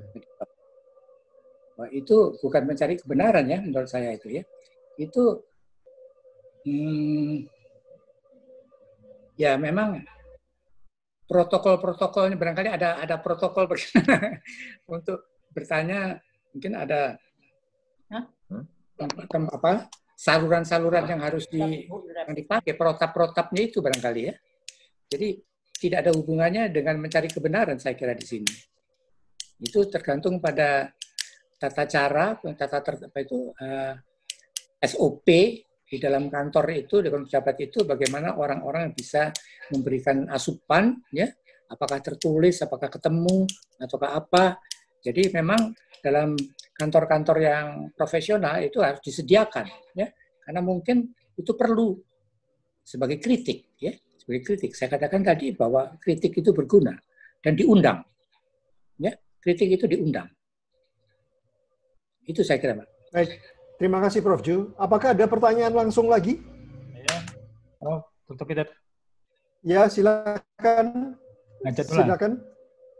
Ya, semangat. Ya, silakan Pak Najitullah. Selamat pagi, Prof. Silakan Pak Najitullah. Ya, terima kasih. Selamat pagi, Prof. Jo. Pertanyaan saya mengenai kaitannya antara berpikir rasional dan rasa takut. Ini cocok mungkin pada musim corona ini, khususnya dalam penggunaan alat pelindung diri. Ya, jadi kelihatannya rasa takut yang berlebihan terhadap penularan penyakit ini membuat orang menjadi tidak bisa berpikir rasional atau diajak berpikir untuk rasional. Contohnya adalah bahwa pengetahuan kita mengajarkan bahwa corona ini ditularkan dengan cara seperti ini. Kemudian WHO merekomendasikan alat pelindung dirinya menggunakan ini. Tapi pada faktanya karena rasa takut yang berlebihan, orang menggunakan alat pelindung diri yang melebihi dari standar yang diterapkan oleh WHO. Jadi mohon dijelaskan oleh Prof. Jo antara cara berpikir rasional dengan rasa takut. Apakah betul bahwa rasa takut yang berlebihan membuat orang menjadi kehilangan berpikir rasionalitasnya, termasuk mengajak mereka untuk mengikuti yang kita sebut sebagai kebenaran ilmiah tadi. Pertanyaan kedua mengenai terapi konvalesen itu, Prof. Terapi konvalesen itu kan kalau boleh dianggap sekarang ini seakan-akan seperti sebuah kebenaran. Padahal ini hanya sebuah mungkin masuknya ya testimoni atau evidence yang belum bisa dibuktikan secara benar. Nah, itu bagaimana etika ilmiahnya untuk diterapkan ke pasien begitu, Prof. Terima kasih. Silakan Prof. Jo, silakan dijawab. Jadi memang takut itu adalah pola pikir emosional. Sedangkan yang rasional itu tadi, itu berdasarkan data-data penelitian misalnya, ya, data kebenaran. Jadi memang dua hal ini terpisah. Hanya saja tergantung seseorang itu dia dominannya di mana. Kalau dalam pola pikir dia itu didominasi oleh rasa takut, ya misalnya kalah yang rasional itu. Kalau dominasinya itu lebih banyak pada rasional, kalah yang emosionalnya. Jadi tergantung bagaimana sikap dia terhadap dua macam pola pikir ini. Dan itu mungkin juga bisa diajarkan ya, mungkin bosnya atau yang lebih mengerti menjelaskan rasionalitasnya yang lebih kuat begitu ya. Sehingga ketakutan itu tidak harus ya, itu harus takut tetapi tidak berlebihan misalnya dan lain-lain. Dan ini memang kadang-kadang tidak bisa semua orang itu disuruh rasional misalnya gitu ya. Tergantung mana yang dominan dalam dirinya. Seperti orang-orang yang pembangkang yang karena memang itu dia percaya bahwa itu COVID ini bohong, yang itu semuanya itu dikasih tahu apa saja tetap aja nggak mau karena dia pikirannya spiritual mungkin, ya. Jadi kita ajak begitu tetap aja nggak bisa. Jadi karena itu mungkin perlu waktu, ya, untuk memberikan pengertian, ya, sedikit menggiring begitu orang-orang ini menuju ke arah berpikir rasional. Lalu itu saya kira tentang takut dan rasional. Kemudian yang kedua ditanyakan tadi itu tentang terapi serum konvalesens itu ya. Nah, saya kebetulan saja baru baca dari Nature, majalah ilmiah yang keren itu ya, nomor 1 itu di Inggris ya. Itu memang cocok dengan pembicaraan saya sebelumnya ya, bahwa terapi serum konvalesens ini ya, itu teorinya itu sudah kuno. Dari dulu kita sudah tahu, sudah bersahabat itu sudah tahu kalau orang yang kena virus, terapi infus itu menimbulkan suatu antibodi, kemudian antibodinya diberikan. Itu teorinya itu sudah lama.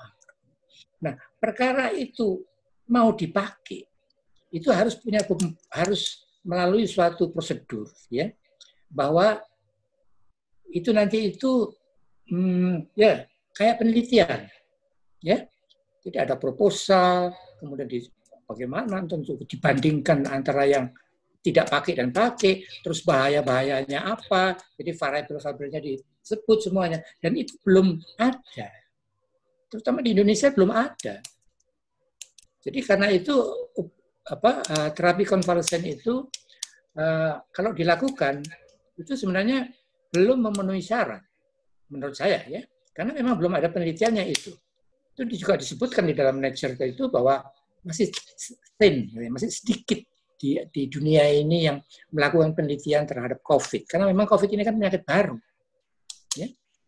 Jadi yang sekarang ini digembar-gemborkan itu sebenarnya cuma testimoni dari Cina sana, dari Korea yang hanya beberapa orang, segala macam. Itu sebenarnya bisa dipakai sebagai alasan untuk penelitian. Tapi penelitiannya sendiri memang belum dilakukan. Jadi karena itu saya dengar bahwa sekarang di Indonesia juga sedang menggalakkan untuk dilakukan penelitian itu. Jadi terapi konvalesen memang sekarang ini sedang boom ya, dan itu dipromosikan gitu loh. Tapi juga harus lewat penelitian gitu, supaya mempunyai alasan yang kuat ya, secara ilmiah dapat dipertanggungjawabkan. Itu menurut saya. Terima kasih Prof. Jo. Ada pertanyaan tertulis dari Pak Adri nih Prof. Jo, 2 pertanyaan.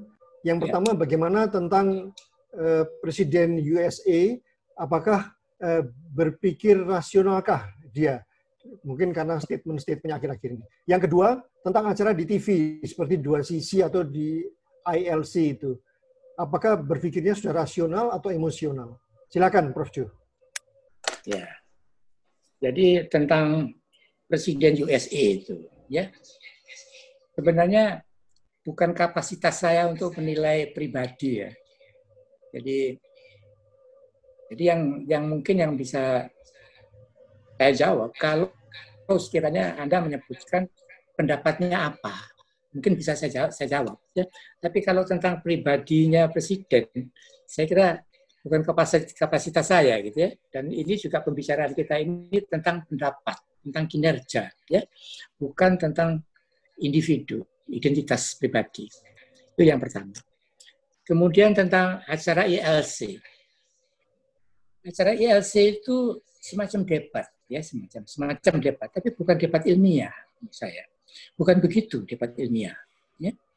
Debat ilmiah itu tidak ada bantah-bantahan dan saling rebutan bicara, kemudian, oh ya, sepertinya itu menyerang pribadi orang, bilang, ngerti nggak kamu? Itu nggak ada itu. Yang kita bicarakan bukan orangnya gitu ya. Itu.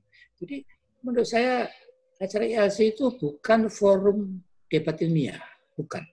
Ya, tidak memenuhi syarat untuk debat ilmiah. Mas. Baik, terima kasih Prof. Jo. Apakah ada pertanyaan langsung?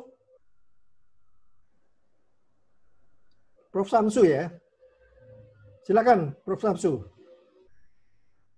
Maaf, suaranya belum kedengaran, Prof. Samsu. Tolong mic-nya di-unmute. Sudah? Ya, silakan Prof. Samsu. Ya. Saya ingin menguji apakah yang saya ketahui itu benar gitu loh. Ya. Itu begini, saya tertarik tadi karena mulai bicara tentang budaya. Jadi budaya manusia, saya anggap itu berkembang sejak manusia purba, yang hominid sampai menjadi manusia abad ini, sekarang ini, Homo sapiens. Dari entah berantah apa kerjaannya, sampai sekarang bisa punya teknologi yang begitu maju, bisa pergi ke bulan dan sebagainya. Nah, selama mungkin itu sekitar 3,5 juta tahun yang lalu, sampai sekarang, itu ada yang namanya perkembangan budaya manusia. Kenapa manusia bisa mencapai keadaan seperti sekarang, sedangkan hewan tidak bisa? Menurut saya, yang saya baca, dan ini mohon disalahkan atau dibenarkan oleh Prof. Jo, pertama karena sejak awal itu manusia ditantang oleh lingkungan. Dia harus bisa bertahan hidup, melebihi kemampuan hewan. Itu kita sebut sebagai yang pertama itu adalah the critical abilities. Jadi kemampuan untuk berpikir kritis. Walaupun belum semaju sekarang. Satu. Yang kedua, dalam menghadapi rintangan-rintangan alam, lingkungan, manusia sejak dulu punya beberapa pilihan. Perspektif yang fleksibel, semacam kalau di kedokteran kita kenal sebagai diagnosis diferensial gitu ya, untuk menghadapi masalah. Jadi dia bisa milih di antara beberapa pilihan yang terbaik untuk keadaan dia di lingkungan dia. Yang ketiga, manusia mulai sadar bahwa sesuatu yang benar itu tidak langgeng. Karena mungkin besok atau tahun depan kebenaran itu bisa dikalahkan oleh kebenaran yang baru. Ini dikenal sebagai non-dogmatisme. Jadi itu adalah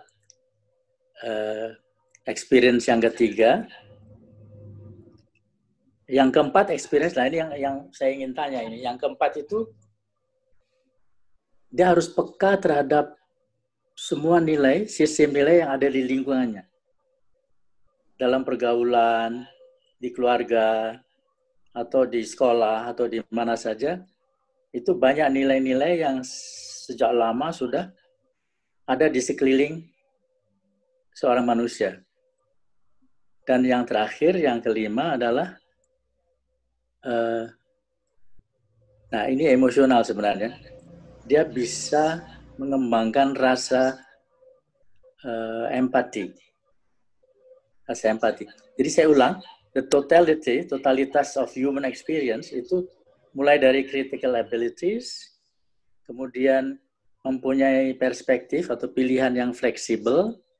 Yang ketiga, bahwa kebenaran itu tidak langgeng, karena bisa berubah sejak beberapa juta tahun ini. Yang keempat adalah kemampuan untuk menghayati adanya bermacam-macam nilai, dan yang kelima itu empati. Itu yang saya baca. Ada beberapa sumber, namanya totalitas dari pengalaman manusia hingga kita menjadi manusia seperti sekarang. Science, ilmu, itu adalah langkah terakhir dari human culture, kata orang. Science itu bisa menilai apa yang terjadi dulu. Dia bisa menilai bahasa. Timbullah namanya ilmu bahasa atau grammar. Tetapi grammar sendiri tidak bisa mengubah bahasa. Di bahasa Inggris ada yang namanya irregular verbs dan sebagainya, itu ya tetap aja begitu. Grammar tidak bisa mengubah itu. Ilmu tentang agama, dia tidak bisa mengubah dogma agama. Ilmu tentang sejarah, dia tidak bisa mengubah sejarah. Jadi keterbatasan ilmu itu benar nggak begitu? Ini adalah pendapat saya yang saya baca dari beberapa sumber. Mohon Prof. Johansa kalau ada waktu sekarang, kalau nggak ada ya nanti lain kali boleh memberikan apa ya, memberikan semacam ular-ular gitu atau baik, pendapat tentang. Ya, silakan. Silakan Prof. Jo. Kalau lain kali nanti lupa nanti. Silakan Prof. Jo. Ya, memang diskusinya lebih banyak kepada budaya ya. Sekarang dalam pemikiran saya, kita harus memisahkan ilmu dan budaya. Ilmu itu bukan budaya. Dan budaya itu bukan ilmu. Jadi apa yang disebut ilmu, tadi sudah saya bilang bahwa itu adalah pengetahuan yang punya 3 syarat. Ya. Itu harus ada sistematika, harus ada berupa materi, dan bisa dibuktikan kebenarannya. Itu ilmu. Sedangkan budaya itu apa? Nah, itu lain, definisinya sudah berbeda. Budaya itu adalah reaksi masyarakat ya, terhadap suatu fenomena yang khas dari masyarakat itu dan seninya. Jadi berbeda sekali. Jadi kita tidak bisa membicarakan ilmu itu sekaligus ditumpangi bicara budaya. Kita mau bicara budaya itu adalah reaksi masyarakat. Masyarakat mana? Ya masyarakat tertentu. Apakah itu masyarakat Jawa atau masyarakat Batak, masyarakat Bali?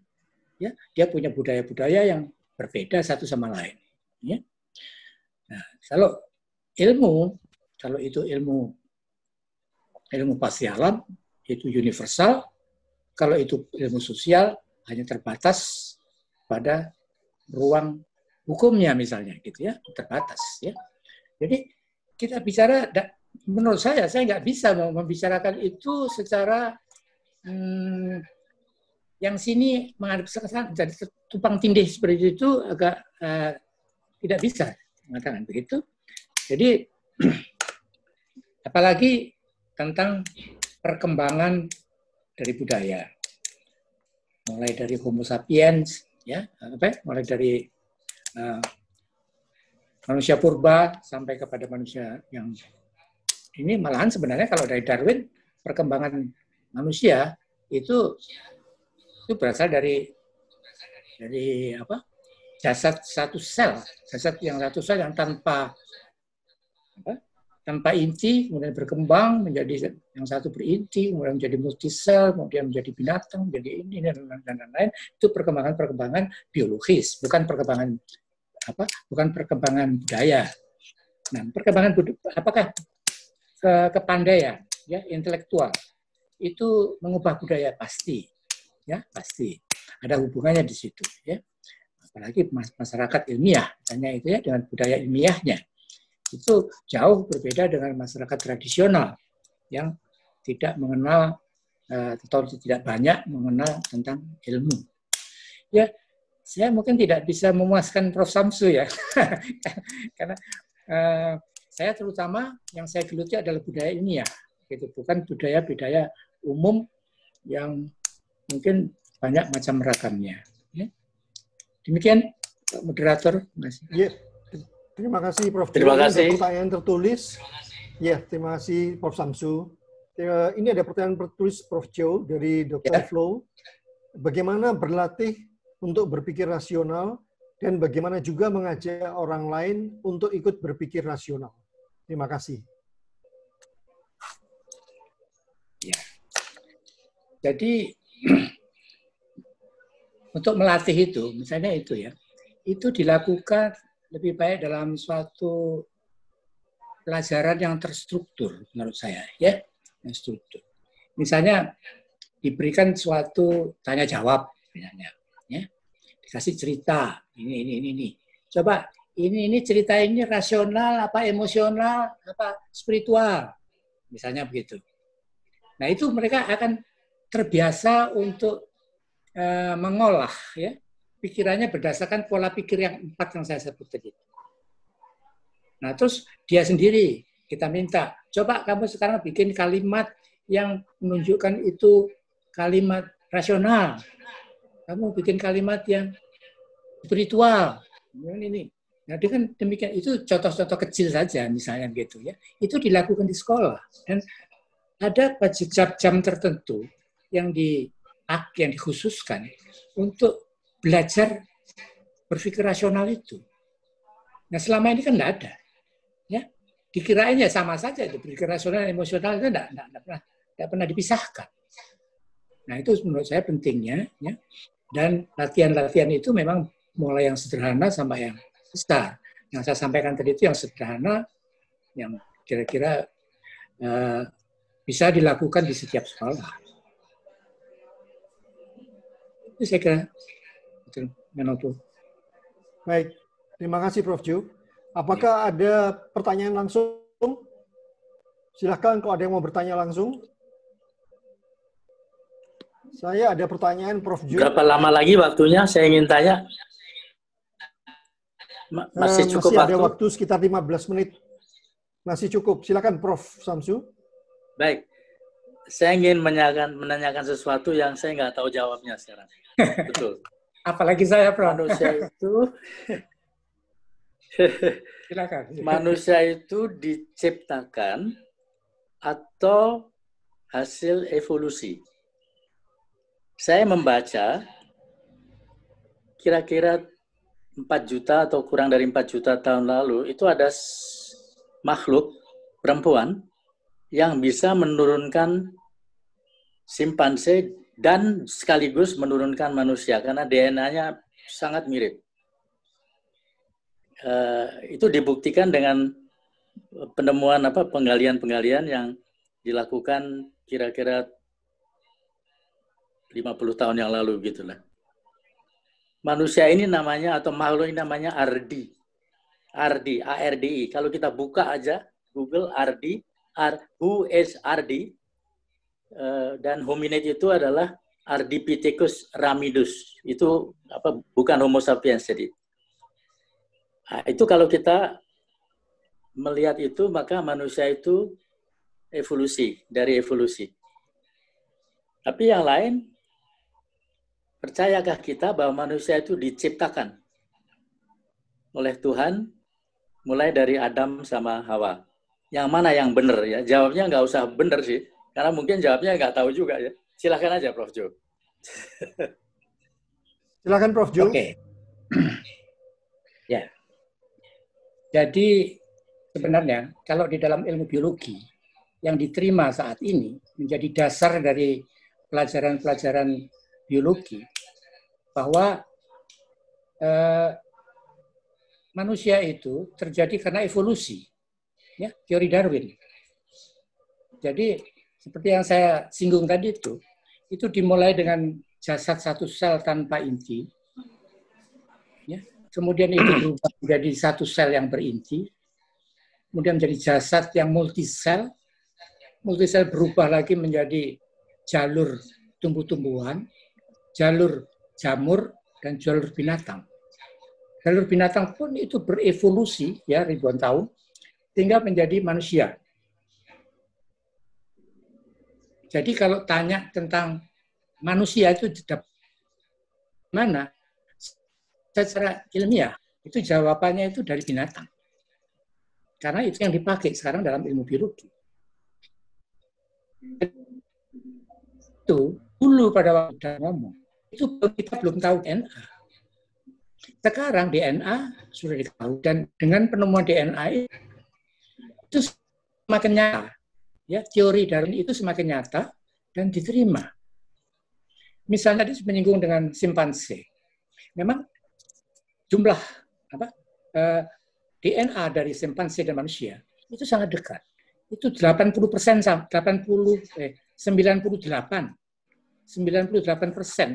DNA-nya simpanse itu sama dengan manusia. Orangutan itu dengan manusia itu 97. Orangutan kepada simpanse juga 97. Jadi sebenarnya simpanse itu kepada manusia itu lebih dekat daripada simpanse kepada orangutan. Itu yang saya baca. Jadi kalau ya, tadi pertanyaan Prof. Samsu saya kira sudah saya jawab ya.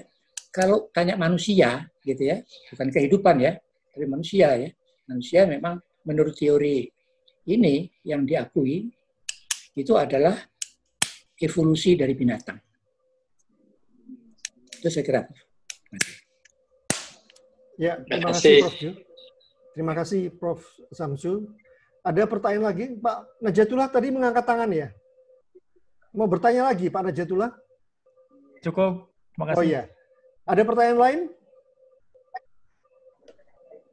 Pertanyaan kecil, tambahan, boleh? Oh iya, silakan Prof. Samsul, silakan.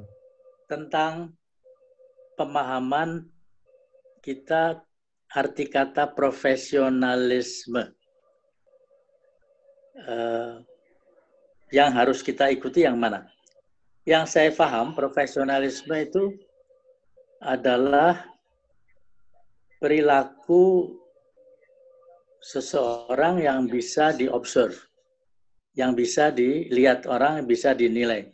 Apakah dia bicara, atau dia jalan, atau dia marah, atau dia mengajar, dan sebagainya itu. Benarkah itu? Atau mungkin ada Prof. Jo punya pendapat lain tentang profesionalisme? Itu observable behavior menurut saya. Terima kasih. Silakan Prof. Jo. Saya kira kalau behavior itu semua bisa observable, saya kira. Nggak ada yang nggak bisa di-observable. Kalau memang itu, nggak tahu ya, apa ada tuh behavior yang tidak bisa di-observable. Ya? Kalau menurut saya, itu profesional mempunyai definisi. Ada behavior yang tidak bisa di-observe. Itu adalah, kan di dalam yang saya pelajari, behavior itu ada 3 jenis. Pertama, apa yang diketahui, cognitive behavior. Yang kedua, apa yang dia rasakan. Dan yang ketiga, apa yang dia lakukan. Jadi, kalau 3 behavior, 3 domain behavior ini sejalan, maka dia adalah manusia yang punya integritas. Itu. Jadi, apa yang dirasakan dan apa yang dia ketahui, itu pula yang dia jalankan. Itu behavior menurut pengertian saya dan usul saya. Ya, jadi menurut pendapat saya, behavior itu adalah perilaku. Jadi yang dilakukan itu menurut saya behavior. Ya. Nah, terlepas dari pemahaman yang berbeda ini, ya, profesionalisme itu adalah suatu perilaku ilmiah sebenarnya, ya, dari suatu institusi. Ya, ada kaitannya dengan institusi. Karena itu profesionalisme itu tandanya adalah dia mempunyai dia mempunyai pola pikir yang rasional, ya. Kemudian dia mempunyai sistem di dalam institusi itu, dia punya standard operating procedure, ya, punya protap dan punya tata tertib.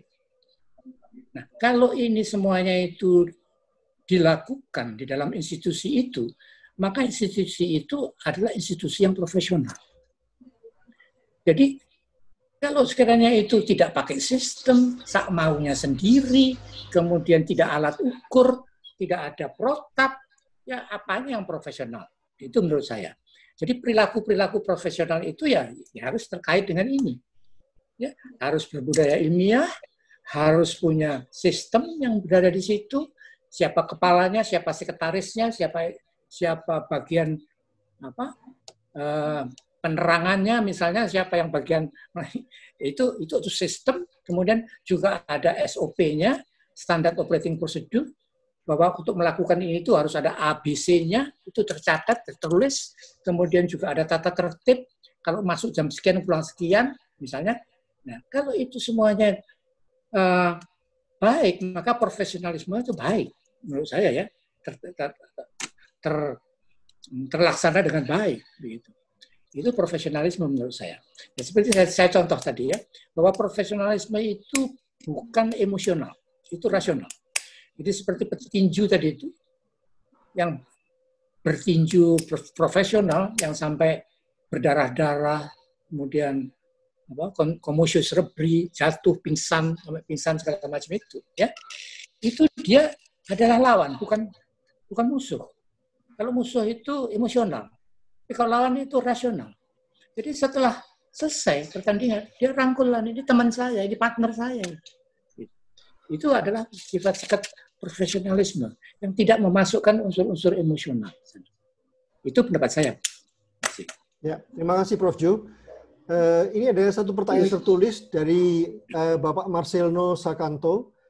Itu bagaimana caranya, bila mana kondisi sebagian besar masyarakat dunia, khususnya Indonesia, di mana sense of emotional, baik itu rasa khawatir atau bahkan rasa takut, justru menghadirkan kewaspadaan, bahkan kehati-hatian di era COVID ini.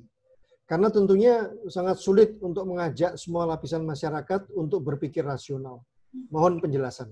Silakan Prof. Jo. Ya.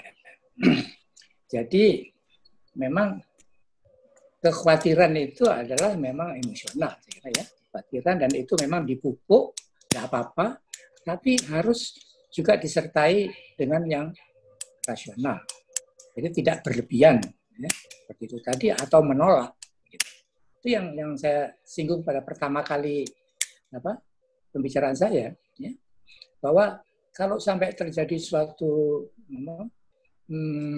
pelanggaran dari anjuran-anjuran untuk COVID ini misalnya, ya, malah ada rasa ingin membangkang gitu ya, membangkang dari aturan ini, itu justru karena kurangnya pemikiran rasional, pemikiran ilmiah pada orang-orang ini.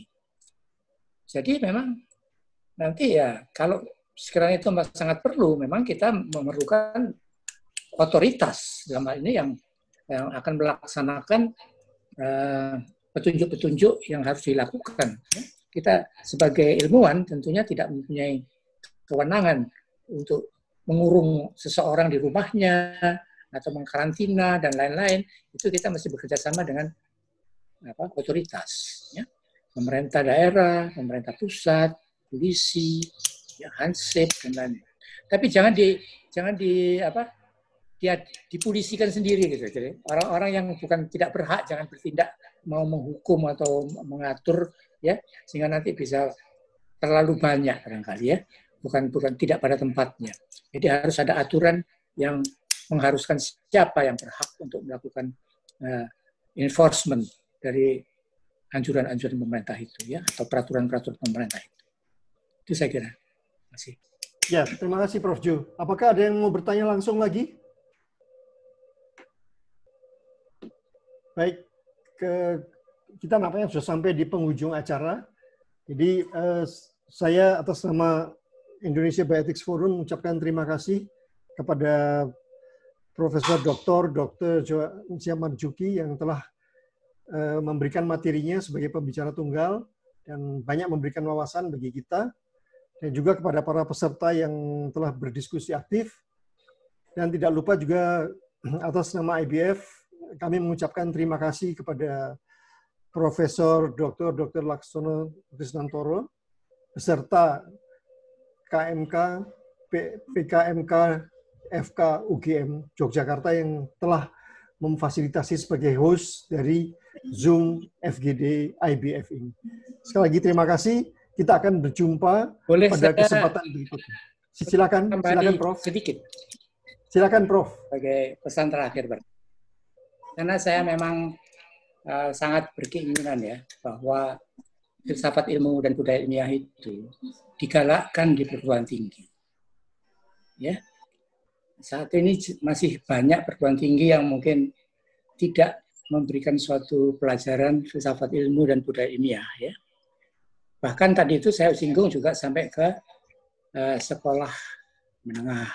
Ya, tapi perguruan tinggi rasanya itu sudah harus dilakukan. Ya, untuk mendukung kemajuan bangsa kita. Ya. Tapi memang ini oleh karena budaya ilmiah dan filsafat ilmu itu belum begitu populer, ya. Justru tokoh-tokohnya tidak begitu banyak. Saya memberikan peluang itu bagi saudara-saudara yang berada di perguruan tinggi, baik negeri maupun swasta, ya. Kalau ada keinginan untuk memberikan pelajaran seperti budaya ilmiah dan filsafat ilmu, dapat menghubungi saya, ya, dapat menghubungi saya, dan mungkin bisa melewati IBF atau cari saja di internet itu ya, ada nama saya di sana, bisa menghubungi, ya. Ini bukan suatu iklan komersial, bukan ya, tetapi saya ini suatu bantuan saja demi kemajuan bangsa kita, ya, yang diharapkan semakin lama semakin berpikir rasional. Terima kasih, itu Dr. Peter Manopo. Ya, terima kasih Prof. Johansyah. Terima kasih. Terima kasih, saya menikmati diskusi ini. Terima kasih. Terima kasih Prof. Samsul Hidayat. Terima kasih para peserta semuanya. Dan kita akan bertemu pada sesi berikutnya hari Rabu depan jam 10 sampai jam 12 seperti hari ini, minggu depan. Terima kasih, selamat siang, dan semoga kita semua sehat.